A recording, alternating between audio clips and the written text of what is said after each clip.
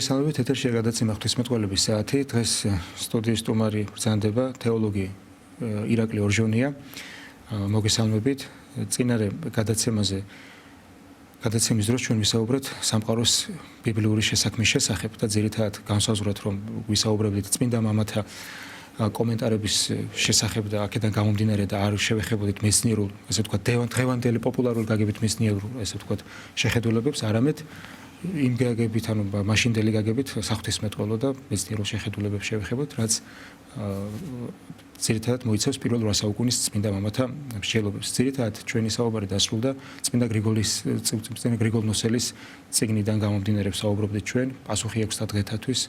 ეს არის გაგრძელება ერთ-ერთი ბასილი დიდის ქადაგებებისა, რომელიც შემდეგში უკვე წმინდა გრიგოლის ნოსელის მიერ, ანუ მისი ძმის მიერ შემუშავდა და ძალიან საინტერესო მსჯელობა აქვს მას აი ამ სამყაროს დღეების შექმნის შესახებ, ციური სხეულების შექმნის შესახებ, მანამდე არსებული დღეების დღეღამის მონაცვლეობის შესახებ, რომ ის როგორ შემოწერდა 24 საათს მანამდე არსებული თუ მნათობები არ არსებობდა და ასე შემდეგ. საკმაოდ საინტერესო საკითხებია. დღევანდელი მეცნიერული თეორიები შეიძლება მას არ ემყარებოდეს, მაგრამ დღევანდელი მეცნიერული თეორიებიც წინარე თეორიებს, მაგალითად ჰელიოცენტრულს დღევანდელი წინააღმდეგება შეიძლება გავიდეს 10-ეული წლები და კიდევ ახალი თეორია წარმოიშვას.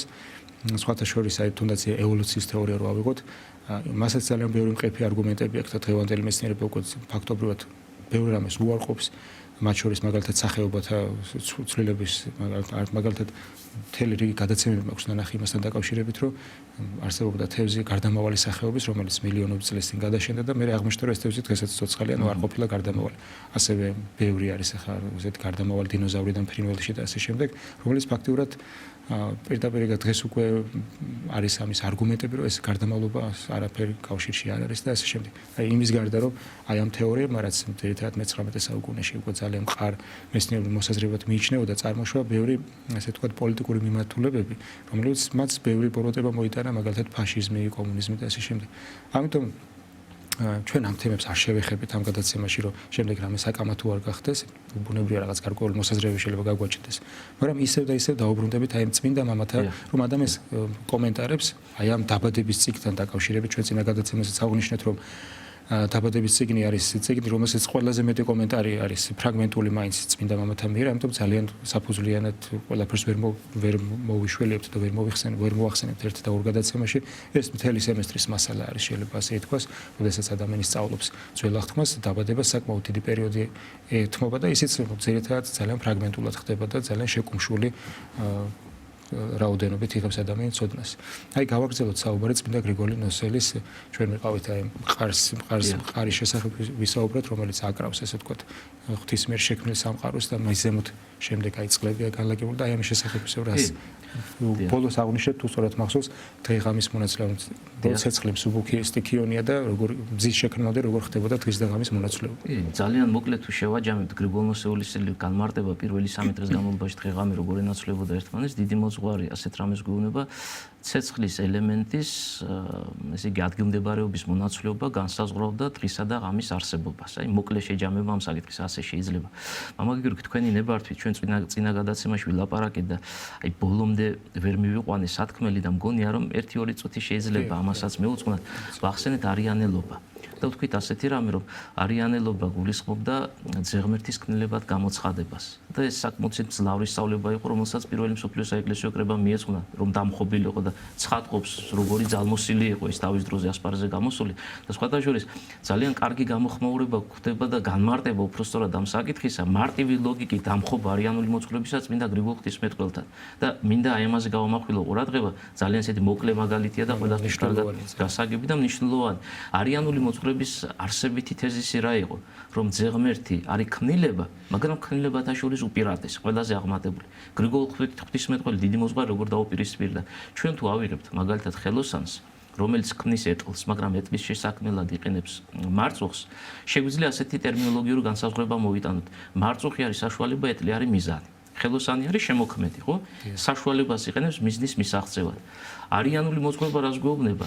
ზე არის საშუალება მიზნის მისაღწევად, მიზანი სამყაროა, მაგრამ თვითონ ეს ლოგიკა თან იმავდროულად რას გადაგებს, რომ ზე ყველაზე აღმატებულია და გრიგოლ ღვთისმეტყველი ამ მარტივი მაგალითი დაუპირისპირდა არიანულ სწავლებას და მისი არასწორი საფუძველი წარმოაჩინა. შეუძლებელია ზე უპირატესად გამოცხადეს თუ ზე საშუალებაა მიზნის მისაღწევად, ისევე როგორც შეუძლებელია, როდესაც ხელოსანი ეტლს ქმნის, განსაკუთრებული მნიშვნელობით მარწუხი დაიტვირთოს, მარწუხი დროებითია, რაღაცა საქმის აღსასრულებლად და საჭირო მას გვერდზე გადადებენ და აი მიზანი მიღწეულია ეტლის სახით. აი იქვეო საფუძველში დამხობილია ლოგიკა არიანელობისა, რაც შეუძლებელია შემდგომში უკვე ლოგიკურად განვითარდეს და რაღაც სწორ დასკვნებამდე მივყავდეთ ამ ყველაფერს. შეუძლება საშუალება იქცეს მიზანზე უფრო აღმატებულად. საშუალების მიზანზე ზევით დაყენება უკვე აბსოლუტურად არასწორი ლოგიკა გამოდის და სწორედ ამ მარტივი მაგალითით უპირისპირდება არიანელობას.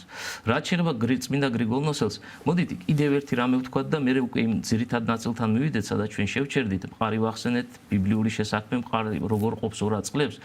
ჩვენ ვახსენეთ წინა გადაცემაში ასევე ის, რომ ღმერთი მყისიერად ქმნის სამყაროს, რომ მას 6 დღე, ანუ დრო არ დასჭიროებია იმისთვის, რომ არ არსებობიდან მყოფობაში ეს ქვეყნიერება შემოიყვანა. მაგრამ რას ნიშნავს ეს მყისიერი შესაქმე?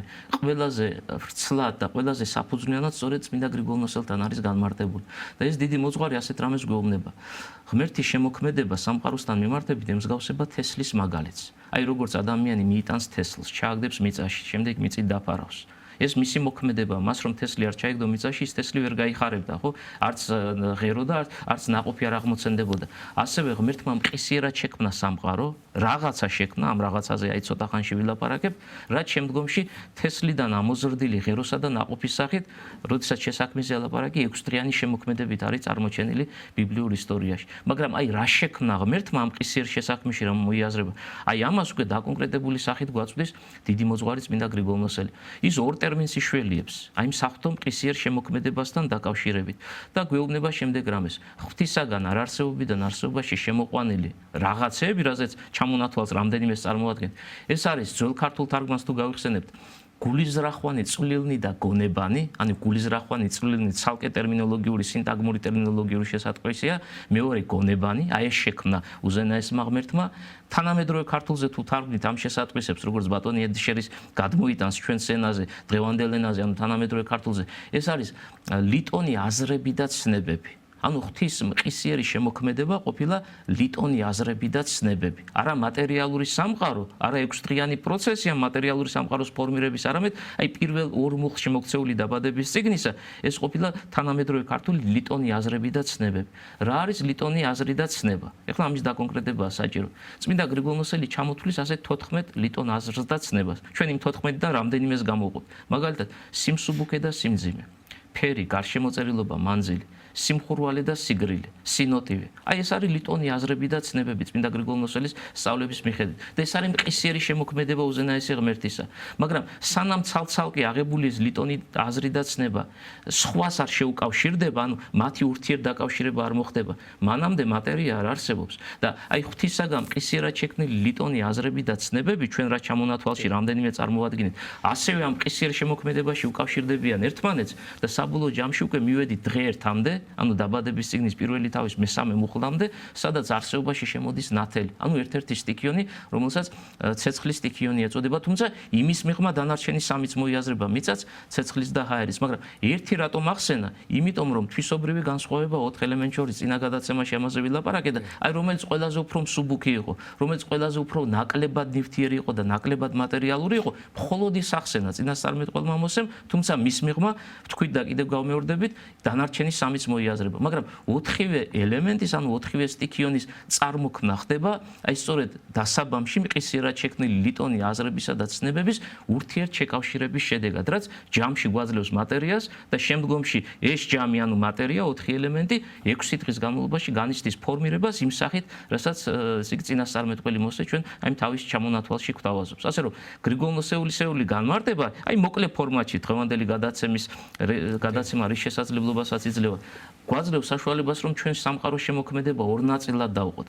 ერთი ეს არის მყისიერი შემოქმედება და აქ უკვე ვიცით რომ არა მატერია იქნება, არამედ მატერიის სულიერი პირველ საფუძვლები, ანუ ჩვენ პარალელური ტერმინოლოგია შეგვიძლია გამოვიყენოთ რომ უფრო გასაგები იყოს, რაზე ალაპარაკი, ანუ სხვანაირად თუ კი ვიტყვით, მატერიის თვისებები, რომლებიც ცალ-ცალკეა, სანამ ურთიერთშეუკავშირდებიან ისინი და ცალკე აღებული თითოეული მათგანი მატერია არ გახლავთ და რთული თემაა, მაგრამ მაინც დავაკონკრეტებთ რომ რატომ იყოს იდეები ეს ტერმინი გამოყენება? შეიძლება პირობითად გამოვიყენოთ ეს ტერმინი. ანუ მატერიის იდეები, მატერიალური სამყაროს იდეები, ესენი იქნება მყისიერად, მაგრამ რატომ არ გახლავთ ცალკე აღებული თითოეული მათგანი მატერია? აი ნახეთ ჩვენ ჩამოვთვალეთ და ისევ ჩამონათვალიდან კიდე გამოვხშიროთ. მაგალითად ფერი, გარშემოწერილობა მანძილი, ან სიგრილე, სიმხურვალე, სიხმელე და ასე შემდეგ.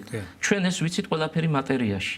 ფერი ვიცით იქ სადაც მატერია, გარშემოწერილობა ვიცით იქ სადაც მატერია, სიგრილე ვიცით სადაც და ასე, მაგრამ ცალკე აღებული, აი, როდესაც გამოხშირვა ხდება ამ კონკრეტული სტიქიონისგან ერთი თვისებისა, გრიგოლ მოსევილისეულის სწავლების თანახმად ის მატერია არ არის, რატო სანამ ჯამი არ შედგება, ანუ რაღაცა გარკვეული კრებული არ შედგება ამ სულიერი პირველ საფუძვლების შეკავშირების შედეგად, მანამდე ცალკე აღებულ მათგანზე საუბრისას შეუძლებელია რომ თითოეულ მათგანში მატერია მოვიაზროთ. და კვესაბედის მაგალითიც აქვს მას წარმოდგენილი. აი მაგალითად როგორც ორი კვესაბედი. ჩვენ თუ ცალ-ცალკე განვათავსებთ მათ არაფერი, მაგრამ როგორც კი შემხებლობაში მოვიყვანთ ერთმანეთთან, ორი კვესაბედი ერთმანეთთან ახლოს მისული და გახახუნებული გვაძლევს უკვე მესამე რაღაცას და ეს მესამე რაღაცა არის ნათელი, ხო, ნაპერწკალი გამოფწყინდება. აი ასე როგორც კი შემხებლობაში მოვიდნენ ლიტონი აზრები და ცნებები, აი სულიერი პირველ საფუძვლები, ხო, სტიქიონების თვისებები, ანუ უფრო გასაგები რომ იყოს შესაბამის ტერმინოლოგიას ვიშველიათ, არსებობაში შემოვიდა 4 ელემენტი და 4 ელემენტის შემოსვლა მყოფობაში უკავშირდება არა დასაბამად ღმერთმა ცადა ქვეყანა რომ შექმნა, არამედ დაბადების წიგნის პირველი თავის მესამე მუხლს, რომელშიც ნათლის შესახებ მოძღვრებაა გადმოცემული. ეს ერთი მხარე, ფიზიკური პროცესი, მატერიალური პროცესი, როგორ მიმდინარეობდა, მაგრამ მეორე მხრივ ეს საკითხი, რატომ მაინც და მაინც ნათელი დღეერთისას სიმბოლურადაც განიმარტება, დავარქვათ ასე, სულიერადაც განიმარტება ეკლესიის მამებისგან. რომელი დღეა ეს დღეერთი, ანუ პირველი დღე სამყაროს ისტორიაში. აი ტერმინოლოგიურ განსაზღვრებლობას თუ ავიღებთ, ხო? ჩვენ 7 დღე გვაქვს და ყველა დღეს თავის სახელი ქვია. ორშაბათით იწყება, კვირით ბოლოვდება. მერე ისევ ახალი კვირა ორშაბათით იწყება, კვირით ბოლოვდება. აი ამ კონკრეტულ შემთხვევაში, როცა სამყაროს შექმნაზეა ლაპარაკი, დღე ერთი, რა დროსაც ნათელი შემოვიდა არსებობაში, რომელი ამ 7 დღიდან. საეკლესიო ლიტერატურას თუ შევისწავლით, თუმცა ბიბლიაც გვთავაზობს პასუხს, ცოტა ყურადღებით თუ წავიკითხავთ. მე-7 დღე როცა ღმერთმა განისვენა, ეს არის შაბათი. შაბათი მოგვეხსენება, გავიმეოროთ განმარტება, ეს არის ებრაული სიტყვა, რაც ნიშნავს განსვენებას და შესაბამისი სიტყვა დაფიქსირებული წარმოსაჩინად იმისა, რომ საფრთხო შემოქმედება დასრულდა. მე-7 დღეს ღმერთი არაფერს არ ქმნის, იმიტომ რომ ეს 6 დღიანი პროცესი იყო, როდესაც არ არსებობდა მყოფობაში მან ქმნილებები შემოიყვანა. თუ მე-7 დღე შაბათია, დღე ერთი რომელი იქნება, ანუ სხვანაირად პირველი დღე რომელი იქნება, ეს არის კვირა დღე. კვირა დღით იწყება სამყაროს შემოქმედება. ის 4 ელემენტი, ნათელი რომ იქნება, ერთი მათგანია დაკონკრეტებული, კვირა დღის შემოდის მყოფობაში. მაგრამ რატომ ნათელი? აი აქ უკვე ეკლესიის მამები ასეთ რამეს გვეუბნებიან. ეს საინტერესო ბოდიში რა წოდენ. მაცხოვრის საფლავად დადება, ანუ შაბათ დღეს ის ესეთი ტერმინიც არსებობს, ხორცითა იშაბათ, ანუ ხორცით განისვენა საფლავში და კვირა დღეს ხდება აღდგომა. აი ზუსტად მან მივდივართ, რადგან კვირა დღეს მაცხოვარი მკვდრეთით აღდგა და მაცხოვრის აღდგომა ნიშნავს სულიერი სინათლის მიფენას ძველი აღთქმის ეპოქაში, ცოდვისადმი, დაცემული ანგელოზისადმი, ჯოჯოხეთისადმი დაქვემდებარებული კაცობრიობისა, აი ამიტომაც დღეერთისას იქნება ნათელი, ანუ ამით ეს არის გადმოცემული წინასწარმეტყველება მაცხოვრის მკვდრეთით აღდგომის შესახებ. რაც შეეხება შაბათს, იშაბათა თქვენ ახსენეთ, შაბათს რომ განისვენა მაცხოვარმა, ეს ნიშნავს მის განსვენებას საფლავად. რომ სრული დღე იმ სამდღიანი გარდაცვალებიდან სწორედ შაბათი იყო. ვიცით რომ პარასკევდღეს ჯვარს ეცვა, პარასკევდღეს დაიკრძალა, მაგრამ ეს არ იყო სრული დღე 24 საათიანი გააზრებით. ვიცით რომ კვირას მოხდა აღდგომა, მაგრამ არც ეს დღე არ იყო სრული 24 საათიანი დღე, ერთადერთი 24 საათიანი ჟამი, რაც მან განისვენა საფლავად თავისი სხეულით, კაცობრიობის სხეულით, ეს იყო შაბათი დღე და აი ეს ორი დღე, ანუ კვირა და შაბათი, კვირით დაწყება შვიდეულისა და დასრულება შაბათით, გარდა ყოფითი გააზრებისა იმავდროულად ასეთი ღრმა სიმბოლოები არის დატვირთული მესიანური წინასწარმეტყველებებია მათში წარმოჩენილი. კომენტარებს წმინდა მამათა განმარტება ძირითადად ორი მიმართულებით იყოფა ეს ალექსანდრიული და ანტიოქიური სკოლები და მათი განმარტებები. ალექსანდრიული ძირითადად ყურადღებას ამახვილებს სიმბოლურ ალეგორიულ გაგებაზე, რასაც ძალიან დიდი სულიერი მნიშვნელობა დევს და ანტიოქიური უფრო მეტად ისტორიულ ფაქტებზე და ერთმანეთს ასევე ზნეობრივ მხარეზე. ძალიან საინტერესოა თავში ვახსენეთ, რომ აი სტიქიებს შევეხეთ ჩვენ და ცეცხლის თვისება, რომ ძალიან მსუბუქი არის, ზე აღმავალი ასე თქვა და სიმშრალი ახასიათებს მას. ეს მისი თვისებები ალბათ წინა გადაცემაზე ვახსენე, რომ მოსე წინასწარმეტყველი ალბათ ღვთისგანგებულებით ამას წერდა იმიტომაც რომ საზოგადოება დაეცვა წარმართული წმენა წარმოდგენებისაგან და კერპთაყვანისმცემლობისაგან, რადგან ხშირად ხდებოდა მზის გაკერპება მთვარისა და ასე შემდეგ წარმართულ საზოგადოებაში და მათთან ახლო კავშირი ჰქონდა ისრაელს და ადვილად შემოდიოდა ხოლმე რომ არ ყოფილიყო დაცულის ჯულით და ძალიან ანუ სხვა რელიგიებიც მაგალითად ზოროასტრიზმის სადაც ხდება აი ამ მსუბუქი სტიქიონის რომელიც ძალიან გავს ესე თქვა სულიერ სამყაროს თავის სიმსუბუქით და სიმხურვალით და მანათობლობით მისი ღვთაებად მიჩნევა და ანუ ამიტომ ძალიან მნიშვნელოვანია იყო ამ დაბადების წიგნის შექმნა და აი რაღაც რამდენიმე მუხლში რამდენიმე თავში მოცემული არის უდიდესი ესე თქვა მთელი კაცობრიობის როგორც თქვენ აღნიშნეთ წინასწარმეტყველება ანუ ზედროული თქმა რაღაც თითქოს მარტივი წინადადებით რომელშიც უდიდესი ცოდნა ინახება მარტივი იმიტომ რომ ადვილი გასაგები გახდეს ყველა მსმენელისათვის და ამავე დროს დიდი შინაარსი დაიტიოს შეუძლებელია რა კომენტარებიც არ უნდა გაეკეთებინა მოსეს მისთვის ვერ დასრულდებოდა კომენტარები და ალბათ არასდროს არ იქნება ბოლომდე ესე თქვა დასრულებული ახალს ვერ ეთქვი მაგრამ აი კომენტარები გასაგებიანაზე წარმოთქმული დიახ გეთანხმები და აი თქვენს ამ შეფასებას გამოვეხმაურები წინა გადაცემაში ამაზე ქონდა საუბარი და ერთი წინადადებით რაც თქვენ ბრძანეთ რომ წარმართული კაცობრიობა რომელიც აი პირველ მშობელთა შეწოდების შედეგად და აი პირვანდელი ჭეშმარიტების დაკარგვის შემდგომ აი სიბნელეში აღმოჩნდა რელიგიური გაუკუღმართების კუთხით ესეთ მძლავრ სიბნელეში აღმოჩნდა ხო მრავალღმერთიანობას დასაბამი დაედო და სხვათა შორის ჩვენი პირველ მშობლებისგან როგორც ამას საეკლესიო ლიტერატურა გვასწავლის მათ ეს თავიანთ შვილებს შეამეცნებინებს და შვილებისგან დანარჩენებში განთლიან კაცობრიობაში განეფინა საბოლოო ჯამში მის თქმა მინდოდა რომ მოსეს დიდი წინასწარმეტყველის მიზანი ზუსტად ეს იყო რომ აი მრავალ გაუკუღმართებულ ხედვას შორის სწორი პოზიცია დაფიქსირებული იყო როგორ შეიქმნა სამყარო და ვინ შექმნა ეს ქვეყნიერება და რადგან კაცობრიობა მათ შორის ციურ სხეულებსაც განახტობდა, დაკონკრეტებულად მზე, მეოთხე დღეს იქნება მზე, ანუ თვითონ ღმერთიც იმგვარად მოქმედებს, რომ გამოაცალოს საფუძველი კერპთაყვანისმცემლობისა კაცობრიობას. და რატომ? აი ერთ-ერთი უძველესი ავტორი, ვინც ამ განმარტებას გვაძლევს, წმინდა თეოფილე ანტიოქიელია, ასეთ რამეს გვეუბნება, მცენარების აღმოცენება მესამე დღეს მოხდა.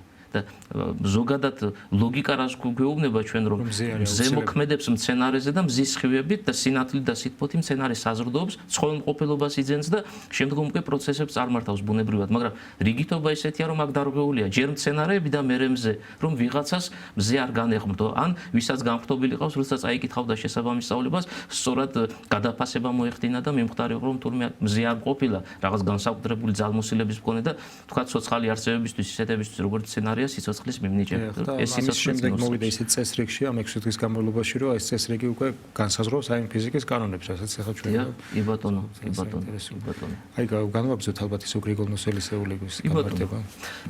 ჩვენ პირველ დღეზე ვილაპარაკეთ ამ ფორმატის გათვალისწინებით უფრო გამწობის აუცილებლობა არ არის. ძირითადად მაინც შევაჯამოთ ვთქვით, რომ 4 ელემენტი იქნება, 4 სტიქიონი და პირველი დღე ზუსტად ამას გულისხმობს, სხვა არსებები მყოფობაში არ შემოსულან და გადავიდეთ მაშინ მეორე დღეზე. მეორე დღეს ანუ შესაქმის ჰექსემერონის მეორე დღე იქნება მყარი. და როგორც ბიბლიაშია მითითებული, მყარმა ორად გაყო წყალი. თუმცა აქ დაკონკრეტებაა საჭირო. წყალში მოიაზრება ნოტიო ელემენტი, რომელიც მიწას, ანუ დედამიწას გარშემო სრულად ფარავდა. ანუ ჯერჯერობით ხმელეთი გამოჩენილი არ არის, ხო? ხმელეთი უნდა გამოჩნდეს შემდგომ დღეს, ანუ მესამე დღეს და აი ხმელეთის გამოჩენის შემდეგ ხდება ის ამბავი, რაც ვახსენეთ წეხა მცენარების აღმოცენება. ანუ პირველი ორი დღე მოცემულობა ასეთია, 4 ელემენტი შემოდის არსებობაში, ანუ აქვეა დედამიწა, მიწა არსებობს, მაგრამ ეს მიწა სრულად წყლით არის გარშემო დაფარული.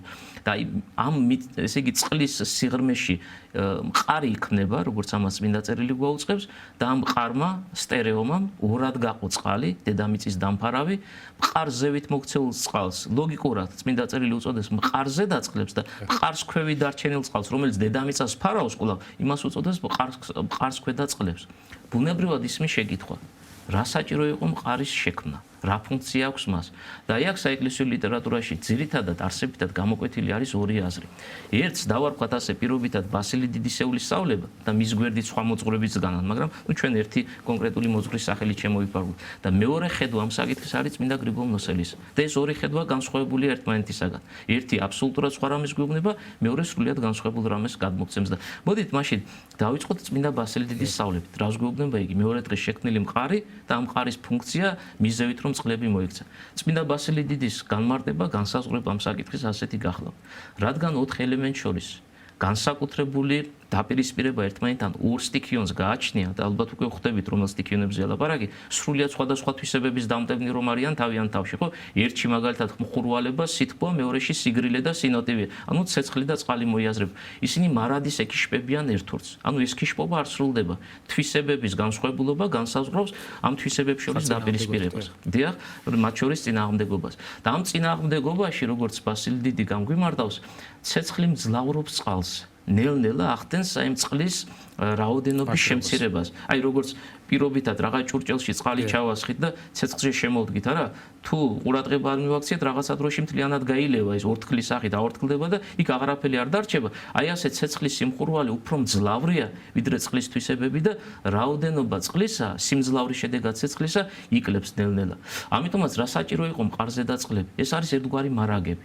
მარაგები იმისთვის, რომ როდესაც დედამიწაზე არსებული წყლები ცეცხლის ზემოქმედების შედეგად განლევას დაიწყებს და მარტივი მაგალითი მოვიტანეთ, ხო? მაგალითად ცეცხლზე შედგმული ქვაბი, როგორ ამოშრება მასში ეს არსებული ნოტიო ელემენტი. უნდა მოხდეს ამ მარაგების შევსება. მარაგებიდან უნდა მოხდეს შევსება დედამიწაზე არსებული წყლების. რატომ უნდა მოხდეს შევსება? ბასილი დიდის განსაზღვრება ასეთია. თუ არ იქნებოდა ასეთი მარაგები, ანუ მყარზე და წყლები, ცეცხლი თავის მოქმედებას გააგრძელებდა, წყლის რაოდენობა დედამიწაზე მოიკლებდა და საბოლოო ჯამში მივიღებდით მოცემულობას, როდესაც ცეცხლი მთლიანად გაანადგურებდა სამყაროს. თან აქ ერთი განსაზღვრებაც უნდა გავიხსენოთ, ისევ ბასილი დიდის ეგზეგეტიკა გახლავთ ეს, როდესაც წყლის რაოდენობა იკლებს ცეცხლთან დაპირისპირების შედეგად ცეცხლისა მატულობს, ანუ ერთის კლების ხარჯზე მეორის რაოდენობა მატულობს და თუ მატულობს, მძლავრება მისიც მატულობს იმავდროულად, არა, სიდიდესთან ერთად და ამიტომაც მთლიანად განადგურდებოდა ეს სამყარო, კაცთა საცხოვრებელი დედამიწა და ეს რომ არ მომხდარიყო, ყოლად ბრძენმა ღმერთმა ისეთი რაოდენობა დაუნჯა ნოტიო ელემენტისა, რაც ვიდრე მეორედ მოსვლამდე აუცილებლობა მოითხოვდა, რომ მარაგების საშუალებით შევსებულიყო დედამიწაზე არსებული წყლების ეს ოდენობა. მაგრამ ბასილი დიდი არ გვაძლევს ჩვენ განსაზღვრებას ასეთ მყაფიოს, ეს მყარი, რომელიც წყლების შუაში შეიქმნა და ორად განყო ნოტიო ელემენტი, აი შემდგომას რა დაემართა. ეს განმარტება ხდება ასევე გამორჩეულ მოძღვართან ეკლესიისა სევერიანი გაბალოვნელთან, რომელსაც ასევე აქვს შესაქმის წიგნზე, ანუ დაბადებაზე, აი მეგზუდღიან შემოქმედებაზე განმარტება დაწერილი და სევერიანი ასეთ რამეს გვეუბნება გაბალონის ეკლესიის დიდი წინამძღოლი, რომ მეორე დღეს შექმნილი მყარი სტერეომა, სამყარო ძველ ქართულად განივრცო, ანუ მისი რაოდენობა, უпроსტურად მოცულობა, გარშემოწერილობა გაიზარდა და თავდაპირველად რომ დედამიწასთან ახლოს, ანუ წყლის სიღრმეში იყო შექმნილი, ჩვენგან უხილავ სივრცეში, ზეცაში ზეაიზიდა. აი ცოტა რთული თემაა და ამიტომაც პატარა რაღაც გონებაში ნახაზივით შეგვიძლია გავაკეთოთ, პირობითად დავხაზოთ რგოლი, ეს იყოს ღვთისაგან შექმნილი სამყარო, შუაში განვათავსოთ დედამიწა, რომელიც წყლით არის დაფარული, ამ დაფარული წყლის შიგნით მყარი ჩავხატოთ და მყარი რომ გავზარდოთ. ყველა მხრიდან ეს რგოლი რომ გავზარდოთ. ხმელეთი და მყარი შემორტყმული და ამ მყარზევით წყალი იყოს გაჩერებული და თქმა უნდა ხმელეთზე არსებული წყლები. და ეს მყარი რომელიც ზეაიზიდება ზეცაში საფრთხო განგებულებით და თან მისზევით არსებულ წყალს, ანუ მყარზე დაწყლება წოდებულ ამ ნოტიო ზევით აიზიდავს, ცაში აიზიდავს და აი ასე მივიღეთ ჩვენ განუხილავ სივრცეში, ზეცაში, ანუ დაკონკრეტებულად აი მყარის მოძრაობის შესახებ სწავლებას სევერიანი გვაწვდის, ამის თქმა მინდო და თუმცა ბასილი დიდს გავუყვებით ისევ მივიღეთ აურაცხელი რაოდენობა ნოტიო ელემენტისა, რომლიდანაც ჟამითი ჟამად ისევ განგებულებითად ეს ტერმინი უნდა მოუშველიოთ, როდესაც აქ ნელ-ნელა წყლის რაოდენობა იკლებს ცეცხლთან დაპირისპირების შედეგად, ხდება გარდამოსვლა გარკვეული ოდენობისა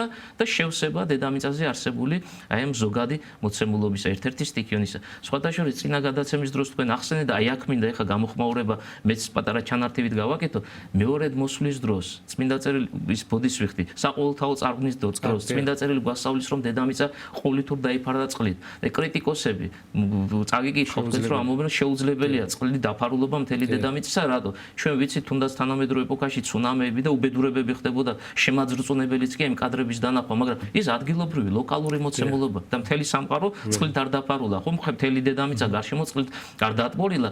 აი, ამიტომაც რადგან შეუძლებელია ასეთი რამ მოხდეს, ვიღაცებმა გამოთქვეს კრიტიკული მოსაზრება და ეკლესიის მამები, თუნდაც ამ მოსაზრებას მარტივად აბათილებენ.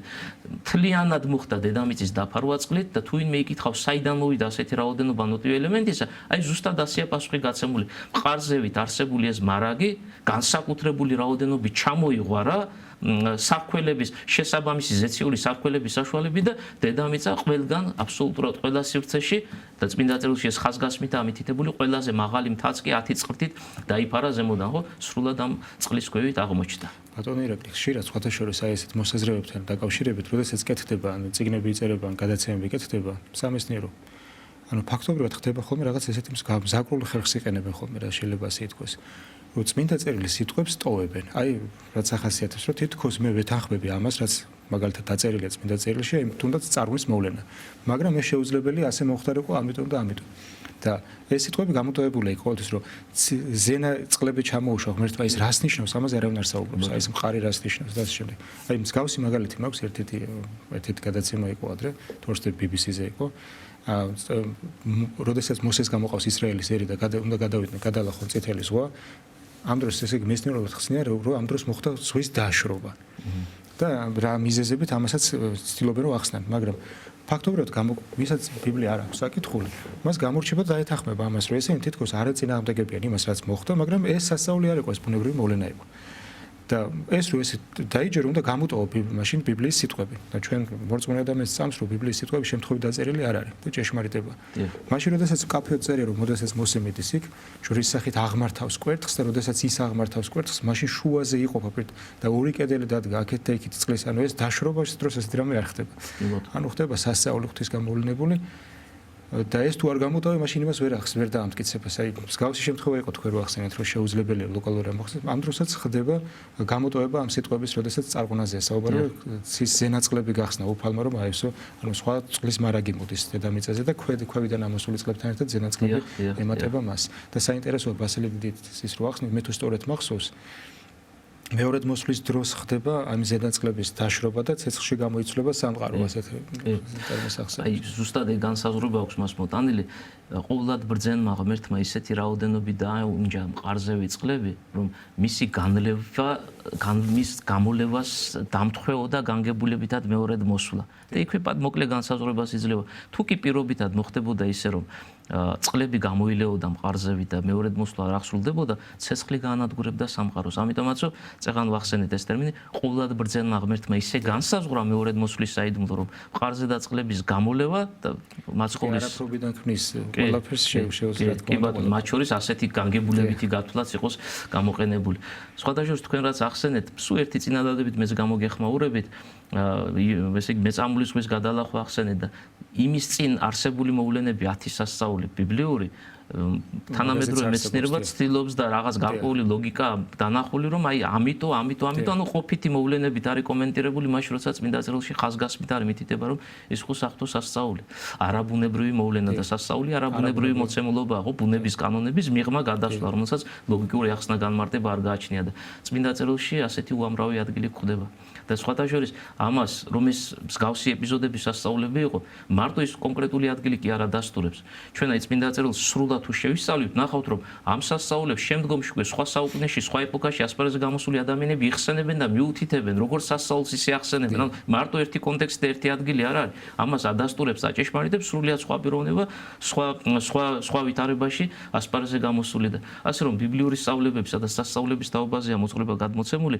ავგუსტინესეული განმარტება მახსენდება ზოგჯერაც წმინდა წერილს კითხულობს ადამიანი და რაღაც ასეთი ამბავი აღწერილი აი ზუსტად ამ კუთხით სასწაულის კუთხით რომ შეიძლება დაბრკოლდეს აი როგორ არის შესაძლებელი ყოველთვის უნდა გვახსოვდეს რომ ვინც ყველაზე აღმატებული სასწაული მოიმოქმედა, სამყარო შექმნა, სრული არაფრობიდან რომ არსებობაში შემოიყვანა ყოვლიერება, იმას ცალკე აღებული, თუნდაც რომ ჩვენთვის გასაოცარი იყოს და გაუგებარი და არალოგიკური და სასწაული იმისა რომ არალოგიკური უნდა იყოს, იმის აღსრულება შეუძლია და აი ვინმე თუ დაეჭვდებაო სადღაცას ბიბლიის სიღრმეში ამოკითხული კონკრეტული საკითხით, ყოველთვის ყურადღება გადაიტანოს შესაქმეზე, აი ეს ის ღმერთია, რომელმაც თავის დროზე ასეთი რამ მოიმოქმედა. არავინ და არაფერი რომ არ არსებობდა, იქ არსებობაში და მყოფობაში შემოიყვანა სხვადასხვა სახის ქმნილება, აი მრავალფეროვანი სამყაროს სახით. რაც შეეხება ძირითად თემას, მამა გიორგი ჩვენ წახამ საუბრობდით და ისევ იქ დაუბრუნდეთ, აი ასე მივიღეთ ჩვენგან უხილავ სივრცეში, ანუ ზენას სივრცეში, სადაც თვალი ვერ მიწვდება და ადამიანური გონება ვერ ამაღლდება და მხოლოდ აი მოძღვრების სახით თუ გავიაზრებთ ამას, მყარი, რომლის ზევითაც არსებობს ნოტიო ელემენტი და ჩვენ პრინციპში ერთი ფუნქცია უკვე გამოვკვეთეთ. რა ფუნქცია, რომ ის არის მარაგი იმისთვის, რათა დედამიწაზე არსებული წყლების განლევის შედეგად მოხდეს გარკვეულწილად შევსება. თუმცა ეს არ არის მხოლოდ ერთადერთი ფუნქცია. თუ საეკლესიო ლიტერატურას შევაჯამებთ, ამ კუთხით შევისწავლით, მეორე ფუნქციაც იკვეთება მყარზე და წყლებისა. მეორე ფუნქცია ასეთია, რადგან ციური სხეულები, ანუ პლანეტარული რეგიონი დავარქვათ ასე, მაგრამ ძირითადად ხაზგასმა კეთება მზეზე. აი მყარს ქვევით არის განთავსებული, ანუ მყარს მზევით მატერიალური წყალია, მყარს ქვევით არის მზე განთავსებული. ამას გვეუბნება საეკლესიო ლიტერატურა. მზის მხურვალებას რომ მყარი არ დაერღვია და მყარი სხეულია. და ამ სხეულზე შეგვიძლია ვილაპარაკოთ, რისგან არის იგი შექმნილი, შედგენილი, ხდება საეკლესიო ლიტერატურაში ეს განსაზღვრებას. ამიტომაც მეორე ფუნქცია წყლისა, მყარზევით მოქცეულისა, ეს არის გაგრილება მყარისა. თვისება წყლისა რა არის? ერთ-ერთი სიგრილე და თან იმავდროულად ამ სიგრილეს სხვასაც უზიარებს, ხო, რასთანაც შემხებლობაში მოდის და აი ამ სიგრილის გაზიარების შედეგად ესე იგი მზის მხურვალების მიმღები მყარი ინარჩუნებს თავის სხეულს, რომ მისი დარღვევა არ მოხდეს. აი მეორე ფუნქცია ასეთი ფორმით, ასეთი სახითაა გამოკვეთილი. რაც შეეხება მყარის სხეულს, რა არის ეს სხეული? ბასილიდთან განმარტება არ ხდება. და პირიქით, არა მარტო განმარტება არ ხდება, ის ასეთ რამეს ამბობს, ეს უცნობია ჩვენთვის. არ ვიცით რა უნდა იყოს ეს მყარი. ანუ რისგანაა ის შექმნილი. მაგრამ განმარტება ხდება სევერიანე გაბალონელი ვახსენეთ ზაღად. სევერიანე გაბალონელი ამბობს ასეთ რამეს. მყარი ეს გახლავთ ყინულოვანი სიმკვრივე. ანუ თანამედროვე ქართულზე თუ ვთარგმნით, აი ესეთი მოცემულობა მივიღეთ. ყინულოვანი სიმკვრივე. ანუ რას ნიშნავს ყინულოვანი სიმკვრივე? პრინციპში გასაგებია ტერმინოლოგიურად, მაგრამ ერთი წინადადებით მაინც განსაზღვრება გავაკეთოთ. დედამიწის დამფარავი წყლის სიღრმეში რაღაცა გარკვეული ნაწილი აი ამ გაყინვის ყინულოვან მდგომარეობაში აღმოჩნდა. აი ეს ყინულოვანი სხეული წყლისა არის მყარი, როგორც ამას სევერიანე გაბალონელი გვეუბნება, მაგრამ არა მხოლოდ. იგივე განმარტებას ხვდებით წმინდა კირილე იერუსალიმელთანაც. ისიც პირდაპირ ხაზგასმით ამბობს, რომ მეორე დღეს შექმნილი მყარი ეს არის ყინულისაგან, წყლისაგან, წყინულის გაყინვის შედეგად მიღებული სხეული, რომელიც მკვრივია და მყარი ამიტომაც ქვია, სამყარო ამიტომაც ქვია და არ აძლევს შესაძლებლობას მიზევით მოქცეულ წყალს ქვეჩამოდინების გადმოღ და დედამიწაზე აღმოჩენისა. იჭერს როგორც სხეული, სიმკვრივის მქონე სხეული. ანუ დღეს არსებული საზოგადოება, რომელიც აი ამ მყარს აღიარებს, ესე ვთქვათ, არა მეცნიერება, რა თქმა უნდა. ისინიც მიიჩნევენ, რომ ეს მყარი ყინული, ოღონდ არაჩვეულებრივი ყინული, ან ბევრად უფრო მყარი. ბევრად უფრო მყარი ყინული არის შემადგენლობით. ანუ თანხმედრა ხდება თანამედროვე პოზიციებსა და პატრისტიკულ ლიტერატურაში. პოზიციებიდან მიმართულებები და საკმაოდ ბევრი ადამიანი ამის მიმდევარი. აი ახლა ჩვენ შეგვიძლია უკვე განსვავსვროთ ერთ ძალიან საგულისხმო საკითხი პავლე მოციქულის მე-13-მდე აღტაცება, რაც საკმაოდ ძლიერ დაინტერესებას. ამის კითხვა მინდოდა ეს მყარს განლაგებული წყლებს წყალია და იმის ზემოთ არის ესე ვთქვათ მე-13-ცა, როგორც მამები მოიხსენებენ და ანგელოზებრივი სამყარო. აი ზუსტად მან მივდივართ ახლა. რა არის ეს მე-13-ცა? ოღონდ დავაკონკრეტოთ ბასილი დიდის მიხედვით, იმიტომ რომ ბიბლოსელთან სხვა წყობა შეგვხვდება. ამიტომაც ბასილი დიდი ხაზგასმით ეს გამოგვკვეთა. ბასილი დიდის მიხედვით პირველიცა ვიწყებთ ჩვენგან ათვლას ზევით, ანუ აქედან დედამიწიდან მაღლა. პირველიცა არის თვალით ხილული სივრცე, სადაც აი ჩვენი რასაც ჩვენი მზერა წვდება და სადაც ფრინველი აფრინდება. ასე თქვა ცისფერიცა ასე. კი ბატონო, ანუ ვიზუალურად დანახულიცა. მეორეც არის მყარი, რის ზემოთაც წყალია განთავსებული, აი რაზე ჩვენ წახან ვილაპარაკეთ, რომლის ქვევითაც არიან ციური სხეულები განლაგებულნი. მაგრამ რადგან მყარსზევით მატერიალური წყალია, ის მატერიალური წყალია, აი ფიზიკური წყალია, რა წყალი ჩვენ ვიცით. ბუნებრივია რომ იქ ისევ მატერიალური სივრცე ნარჩუნდება, იმიტომ რომ რა მატერიალურში მატერიალური ვერ იარსებებს ვერანაირად. აი ბასილი დიდის განსაზღვრება ასეთია. რადგან მატერიალური სამყარო მყარსზევით გრძელდება, ანუ მეორე ცისზევით გრძელდება და იმავდროულად ჩვენ ვიცით რომ მატერიალური სამყარო საზღვრებშია მოქცეული, როგორც ქმნილება. აი სწორედ მატერიალური სამყაროს გარშემომწერელი ზღვარი არის მე-13-ცა. ანუ მყარზევით რომ წყალია და წყლის ზევით, ასევე საზღვარი აქვს ამ მატერიალურ შემოქმედებას უზენაესისას, ის არის მე-13-ცა. და აი აქ უკვე დაკონკრეტება გვჭირდება ერთ საკითხისა. ანგელოზთა სამყოფელი სადაა? ბასილი დიდის განმარტების მიხედვით მე-13-ის ქვემოთ, რადგან ანგელოზი ქმნილებაა, ქმნილებასაც შექმნილ სამყაროში უნდა კონდეს ადგილი და ამ შექმნილ სამყაროში თუ დაგვაინტერესებს სად მკვიდრობენ უსხეულო ძალები, მე-13-ის დაბლა, თუმცა მეორეცის მაღლა, მეორეცის ზევით რომ წყალია განთავსებული, აი იმ წყლის ზემოთ, ეს არის სამკვიდრებელი უსხეულო ძალებისა, სადაც პავლე მოციქული იქნა ახტაცებული და გვითხრა ცნობილი სიტყვები. კაცს არ უნახავს, თვალს არ უნახავს, ყურს არ სმენია, გულს არ გამოსდია, რატომ? იქ ადამიანი არ ცხოვრობს, ადამიანი იქ არ მოგზაურობს, ისეთი სივრცეა, ხო, სასწაულებრივად ზიახტაცების შედეგად. შესაბამისად არ არსებობს ტერმინი, რითაც გადმოსცემდა და გასაგები გახდება, ან მისთვის სრულყოფილად რომ მეტყველებას დაექვემდებარო სამ სმენელისთვის, რაზე ლაპარაკობს ეს დიდი მოციქული რჩეულჭურად წოდებული. აი, ცების რაოდენობა 3-ზე როცა ლაპარაკი, ასე განისაზღვრება ბასილი დიდის. რამდენადაც სწორად ერთ-ერთი იოანე ოქროპირის გადაგებაში ნახსენები დაცემული ანგელოზების შესახებ, ანუ ვეშმაკების შესახებ, რომ ისინი გამოდევნილი არიან ზეციდან და იქ შესვლის მას უფლება არ აქვთ და ანუ მატერიალურ სივრცეში შესაბამისად შეიძლება ამ წყლის ქვევით სივრცეში მიმოდიან, ასე ვთქვათ, არსებობენ. ესეთი განმარტება მახსოვს თუ სწორად მახსოვს წმინდა იოანე ოქროპირი ამბობს ამ. კი ბატონო. ანუ რაც თქვენ ახსენეთ, შეგვიძლია ასეთი განსაზღვრება გავაკეთოთ, მათ შორის აი დაცემული ანგელოზების კეთილ მდგომარეობაში მყოფების სამკვიდრებელიც ეს სივრცე იყო, რაზეც ჩვენ ახლა ვლაპარაკობ და როგორც კი დაცემა მოხდა, მათ ეს წიაღი დაუტევეს და აი მყარი რომ ვახსენე და მეორეცის ქვეშ მიეცათ სამკვიდრებელი. ანუ დავარქვათ ასე პირველიც არის მათი სამყოფელი იოანე ოქროპირი ბრძანეთ თქვენ ასეთ რამეს გვეუბნება ის დაცემულ ანგელოზს სამი სამთავრო მიეცა. ეს ხო ერთი ჰაერის პრობელობა, ანუ პირველიც ის პრობელობა, იმის იქით ძალმოსილება მას არ გააჩნდა. მეორეს არის დედამიწის პრობელობა და მესამე ჯოჯოხეთის მეუფება. ამ სამ რამეს ფლობდა. თუმცა ყოველად ბრძენმა ღმერთმა თავისი მოღვაწეობის შედეგად სათითაოდ ეს სამეფოები გამოაცალა და საბოლოო ჯამში ესე ხელმწიფების გარეშე დატოვა. ბეთლემში შობის გზით დედამიწაზე მეუფება, ჯვარცმის შედეგად, როცა ჯვარი აამაღლეს ჰაერის პრობელობა და კაცობრიობის სული ჯოჯოხეთში დასვლისას, ანუ სიკვდილისას, როცა მასხვარი ადამიანური ბუნებით გარდაიცვალა, მესამე სამთავროც გამოაცალა ხელიდან და ასე დასრულდა მისი ძველახმისეული მეუფება. გამარჯვებული, როგორც პავლე მოციქული ბრძანებს. რაც შეეხება გრიგოლ ნოსელს, ეხლა რახან ბასილი დიდის მოძღვრება ვახსენეთ მყარისა და მყარზე დაწყლების შესახებ და სამიცის თაობაზე, მივიყვანოთ ბოლომდე სათქმელი და გრიგოლ ნოსელის განმარტებას მოვიშველიოთ. გრიგოლ ნოსელთან განსხვავებული განმარტება ხდება, ამაზე ზემოთ უკვე ვთქვით, რომ ორი დიდი მოძღვრის და ამავდროულად ძმების პოზიციები ამ კონკრეტულ ნაწილში ერთმანეთს არ ეთანადება. გრიგოლ ნოსელი ასეთ რამეს გვეუბნება. მყარს ზევით მატერიალური წყალი ფიზიკურად არ არსებობს. ერთი მარტივი მიზეზის გამო. რა არის მყარი? და ჩვენ ამაზე წინა გადაცემაში ვილაპარაკეთ. გრიგოლ ნოსელის ეგზეგეტიკა ასეთი იყო, ახლა მოკლედ მოგვიწევს გამეორება, 4 ელემენტ შორის ყველაზე ნაკლებად ნივთიერი არის ცეცხლი. და როგორც კი ის არსებობაში შემოვიდა დანარჩენებთან ერთად, ამ დანარჩენმა სამმა გაიტყორცნა საკუთარი თავისაგან თვისობრივი შედგენილობის განსხვავებულობის გამო. და ამ სიმსუბუქემ და თვისობრივმა, ესე იგი, მისმა მდგომარეობამ განაპირობა ის, რომ მან დაიწყო და თქვათ ასე ზევითკენ მოძრაობა, ანუ დედამიწა სცილდება, დანარჩენ სამ ელემენტს სცილდება.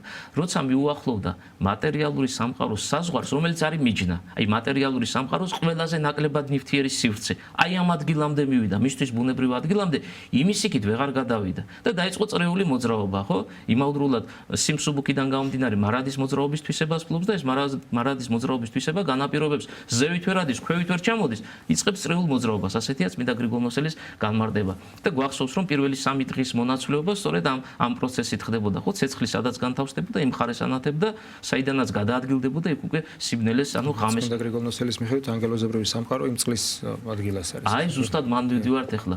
მყარზე და წყლები, წმინდა გრიგოლ ნოსელის განმარტების მიხედვით, ეს არ არის მატერიალური წყლები. რატომ არ არის მატერიალური წყლები? რადგან მყარზე და წყლებზეა ლაპარაკი და იმავდროულად ჩვენ უკვე ვიცით რომ მყარი ეს არის ყველაზე ნაკლებად ნივთიერი ელემენტის მიერ გარშემოწერილი საზღვარი, წყალი რომელიც გაცილებით უფრო ნივთიერია ვიდრე ცეცხლი, იმ სივრცეში ვერ განთავსდება, რატომ? იქ ანუ მყარზევით ცეცხლი ვერ ახერხებს გადასვლას და ჩვენ უკვე ვთქვით, რომ ყველაზე ნაკლებად ნივთიერი ცეცხლია. შესაბამისად, თუ ცეცხლი თავისი თვისობრივი მდგომარეობიდან გამომდინარე, მას არ ხელეწიფება, რომ მყარზევით გადაინაცვლოს, შეუძლებელია, რომ გაცილებით უფრო ნივთიერი, გაცილებით უფრო მატერიალური წყალი მყარზევით აღმოჩნდეს და იქ ინარჩუნებდეს თვითმყოფადობას. ამიტომაც გრიგოლ-ნოსელის განმარტების მიხედვით, ამ კონკრეტულ შემთხვევაში, როდესაც მყარზე და წყლებზეა ლაპარაკი, წმინდა წერილმა და წინასწარმეტყველმა მოსემ მიმართა სიმბოლურ ენას, რაც ბიბლიისთვის დამახასიათებელია, მაგალითად ერთგან პავლე მოციქული ამბობს, რომ ჩვენი ღმერთი მჭამელი ცეცხლია, მაგრამ ხომ არ ნიშნავს იმას, რომ ის ცეცხლია, რაც ჩვენ ბუნებრივად ვიცით, ხო, ერთ-ერთი სტიქიონი ცეცხლი, რომელიც ერთ-ერთ სტიქიონთა აი ამ შემადგენლობაში შემოდის. არა, სიმბოლური ენაა გამოყენებული და რისი თქმა სურს პავლე მოციქულს. ეს მაგალითი ავიღოთ და მე უკან დავბრუნდეთ, რომ როგორც ცეცხლს აქვს უნარი, როდესაც რაღაცასთან შემხებლობაშია გამოახურვოს ის სიმხურვალე მიანიჭოს, ან დაწვას, გაანადგუროს, არაფერი არ დატოვოს. ღმერთის მოქმედების შედეგიც სიმბოლური გაგებით ასეთია. თუ ადამიანი გულს უხსნის საკუთარ პიროვნებაში უზენაესის მოქმედებას, მასში არსებული სიგრილე სიმხურვალით შეიცვლება, მასში არსებული უკეთურებები, ცოდვისმიერი მიდრეკილებები განქარდება და ადამიანი ღვთის დიდების გზაზე შედგება, ხო? აი ასევე სიმბოლური ენაა გამოყენებული წინასწარმეტყველი მოსეს მხრიდან და როდესაც მან მყარზე და წყლები ახსენა, ტერმინ წყალში მოიაზრება უსხეულო ძალები, უსხეულო სამყარო. და რა გვიჩვენებს ამას? აი პირველი ორი მუხლი გავიხსენოთ, დასაბამად ქნა ღმერთმა ცაიდა ქვეყანა და ქვეყანა იგი იყო უხილავი და გამომზადებელი და ბნელი ზედა ოფსკულთა და სული ღვთისა იქცეოდა ზედა წყალთა. აი ეს ზედა წყალთა სული ღვთისას მიმოქცევა მყარზე და წყლებთანაა დაკავშირებული წმინდა გრიგოლ-ნოსელის მხრიდან და რას ნიშნავს, რომ წყლებზე სული ღვთისა იქცეოდა? საღვთო ნების დაქვემდებარების ქვეშ არიან, საღვთო მზრუნველობის ქვეშ არიან ზეციური უსხეულო ძალები, ანგელოზებად წოდებული და აი სიმბოლოების საშუალებით, ალეგორიის საშუალებით წმინდა წერილი ამოწყრებას გადმოგვცემს. მაგრამ აი აქ უკვე მეორე საკითხი დგება. გრიგოლ-ნოსელის მიხედვით სამი ცა როგორ განთავსდება, როგორ ლაგდება. ბასილი დიდის მიხედვით თქვით და მოდით შედარებისთვის გავიმეოროთ.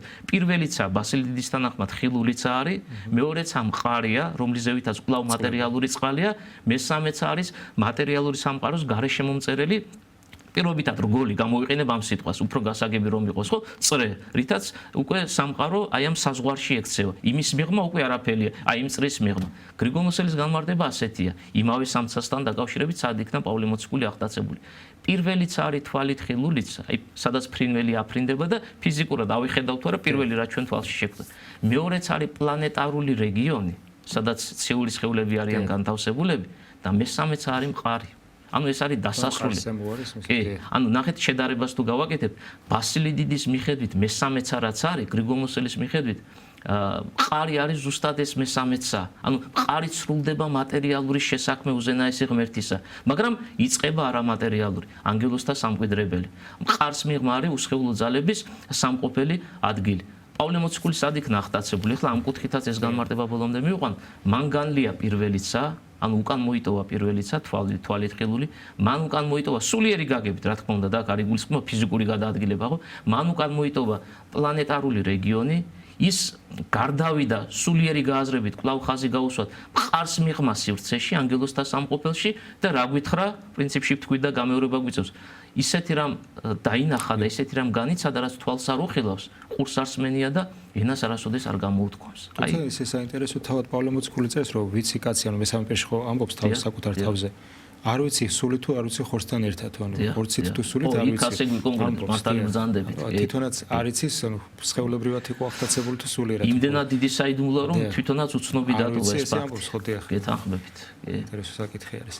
აი ეს პლანეტარული სივრცე ალბათ მაშინდელი საზოგადოებისთვის მაშინდელი შეხედულებით რა თქმა უნდა ზედამთვარე მდათობებში მოიაზრებოდა და პლანეტარული და ვარსკვლავური სივრცე მყარზე განლაგებული ასე ვთქვათ. ნუ ახლა ეს დაყოფა საინტერესოა, ნამდვილად უფრო ძალიან რთული თემაა და შემდეგ დღეზე გადავიდეთ ალბათ ჯობს რომ დრო არ მოგვეწუროს ქმნილებად რა. აი ერთი რაღაცის დაკონკრეტება ალბათ კარგი იქნება, რახან ჩვენ საუბრობდით ბასილი დიდის და გრიგოლ-ნოსელის განსხვავებაზე. ნახეთ, ერთი შეკითხვა მაინც ჩდება აქ. თუ ცეცხლი წყალს მოსრავს და მარაგები არ გვაქვს, მაშინ ბასილი დიდის ამ თეორიას, უბრალოდ გრიგოლ-ნოსელის თეორიას თუ გავყვებით, როგორ მოხდება წყლის რაოდენობის შევსება. აი აქ მან განავითარა სრულიად განსხვავებული ესე იგი სწავლება, მოძღვრება და მისი მოძღვრება შეიძლება შეჯამდეს ასეთ წინადადებით.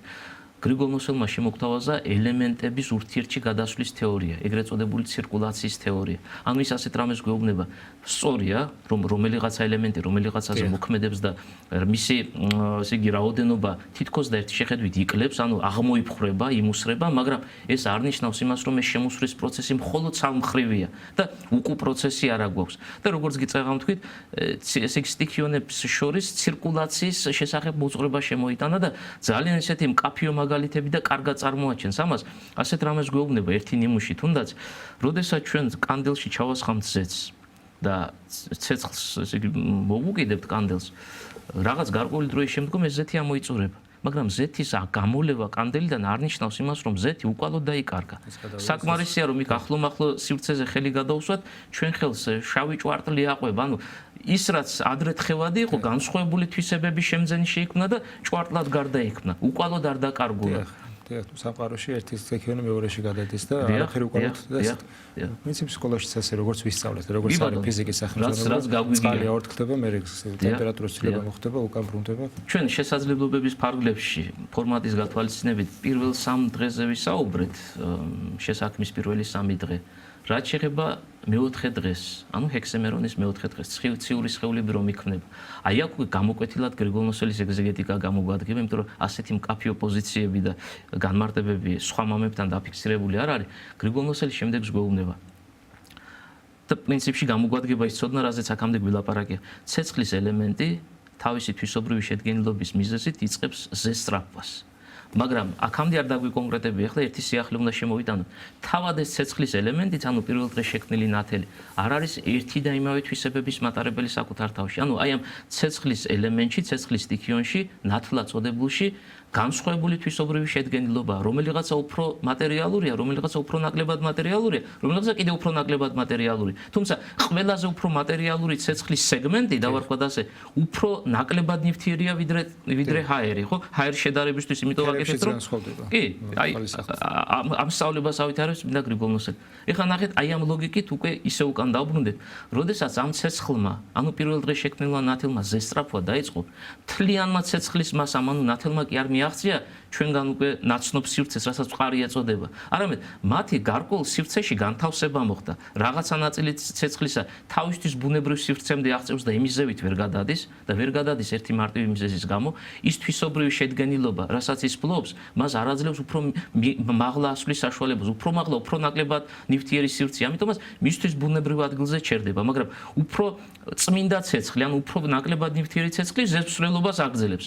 რაღაცა მანძილს რომ გაივლის ეს ერთიანი მასა, ის ნაწილი გამოაკვდება, რაც მისთვის ბუნებრივ ადგილს განეკუთვნებს და აი ასე სულ ბოლო წერტილამდე, ანუ ღვთისაგან შექმნილი მატერიალური სამყაროს გარეშე მოწერილობა სადაც ხდება, მიაღწია ყველაზე წმინდა ცეცხლმა, ანუ ყველაზე ნაკლებად ნივთიერმა ცეცხლმა, მაგრამ აი ამ პროცესში, ზესრბოლის პროცესში მივიღეთ რამდენიმე მონაკვეთად დაყოფილი ცეცხლის სტიქიონი, ანუ პირველ დღეს არსებობაში შემოყვანილი ნათლის ელემენტი. რა ხდება მეოთხე დღეს? ძალიან მოკლედ შეგვიძლია ძირითადი სათქმელი შევაჯამოთ. მეოთხე დღეს აი ეს დანაწევრებული ცეცხლის ელემენტი სხვადასხვა სივრცეში რომ არის განლაგებული, გარდაიქმნება იმ სხეულებად, რასაც ჩვენ ციურ სხეულებს უწოდებთ და ციური სხეულები სხვა არაფერია თუ არა კონკრეტული მატერიისაგან დაკონკრეტებულად ცეცხლის ელემენტისაგან, ანუ სხვაგვარად ისე ბიბლიური ტერმინოლოგიით მოვშვილეთ, ნათლის ელემენტისაგან უკვე არსებობაში შემოყვანილი ციური სხეულები, რომლებიც მანამდე პირველი 3 დღე აი ამ ფორმით, ანუ ცეცხლის სახით იყვნენ წარმოდგენილ და შემდგომში უკვე ფორმას იცვლიან, ვიღაცას ერთი სახელი დაერქმევა, რომელიღაცას მეორე სახელი დაერქმევა და მივიღეთ ის წყობა პლანეტებისა, ზეციური არსებებისა, რომლებიც ესე იგი ჩვენთვის ცნობილია, ნაცნობია თანამედროვე სამეცნიერო ხედვებიდან თუ მათ შორის ეკლესიის მამათა სათანადო განმარტებები. ჩვენ ფაქტობრივად მეოთხე დღეზე გავჩერდით ქმნილების და უბრალოდ დრო აღარ აქვს რომ გავაგრძელოთ საუბარი, მაგრამ ძალიან საინტერესოა და მე მინდა აქვე აღვნიშნო, რადგან დრო აღარ დაგვჭირა, რომ ეს 6-ვე დღე განვიხილო და მით უმეტეს ადამიანის შექმნა კიდევ აბსოლუტურად სხვა თემა იწყება უკვე ბიბლიაში და სხვანაირად უნდა დაიწყოს თხრობა. თქვენი დისერტაცია, რომელიც ამ თემას ეხება, შეიძლება ადამიანი გაეცნოს ამას და იმიტომ რომ ეს არის შემოკრებილი მამათა მსჯელობა და კომენტარები პირველი 8 საუკუნის და მინდა აქვე აღვნიშნო, რომ თქვენ ჩემი ლექტორები ბრძანდებოდეთ ეს დისერტაცია არ წარმოადგენს თქვენ ესე ვთქვათ საუკეთესო შრომას, იმიტომ რომ ბევრად უკეთესი და უფრო ღრმა შრომები გაქვთ იგივე სხვა საკითხებთან დაკავშირებითაც და ამავე დროს ლექციები კიდევ უფრო მეტად საინტერესოა. და ის რატო ახსენე შეიძლება მსმენელმა ჩათვალოს როცა ტელევიზორს უყურებს ის ჩათვალოს ეს ლექციის სახე. ლექციაზე სხვა სახე აქვს საუბარს, ყველა გარემო სხვანაირად და სხვანაირ საუბარს მოითხოვს და ლექციაზე კიდე რაღაცების გადაცემა სულ სხვანაირად ხდება. თუნდაც განწყობაც სხვა არის და მსმენელიც სხვა არის. სატელევიზიო სივრცე სხვა რაღაცას მოიცავს. ეს ყველაფერი ამბიონი და როცა მღვდელი ქადაგებს სულ სხვანაირად ქადაგებს ტელევიზორში როცა რაღაცა ხსნი აბსოლუტურად სხვანაირი სიტყვათა წყობა და სხვანაირად ცდილობ რო ახსნა და ასე შემდეგ. ამიტომ კიდევ უფრო საინტერესოა ხოლმე ლექციები, რა თქმა უნდა და ვისაც სურვილი აქვს შეიძლება გაიცნოს. ძალიან რთული თემა არის და გონებისთვის ძნელი გასაგები, მაგრამ აღნიშნავ კიდევ ერთხელ, რომ ეს არის მხოლოდ და მხოლოდ პირველი საუკუნეების მამათა კომენტარები ბიბლიური 6 დღის შესახებ და ეს არ იყო ესეთ დღევანდელი გადაცემა, ესე ვთქვათ, მეცნიერული, დღევანდელი გაგებით, პოპულარული გაგებით მეცნიერული თვალსაჩინო თეორიები და ამიტომ ალბათ საკამათო არ გახდება. მადლობას მოგახსენებთ მობრძანებისთვის. ძალიან საინტერესო საუბრისთვის. მაყურებელს შევახსენებ, რომ ჩვენი სტუმარი ბრძანდებოდა თეოლოგიის დოქტორი ირაკლი ორჟონია. დროებით გემშვიდობებით მომავალ შეხვედრამდე.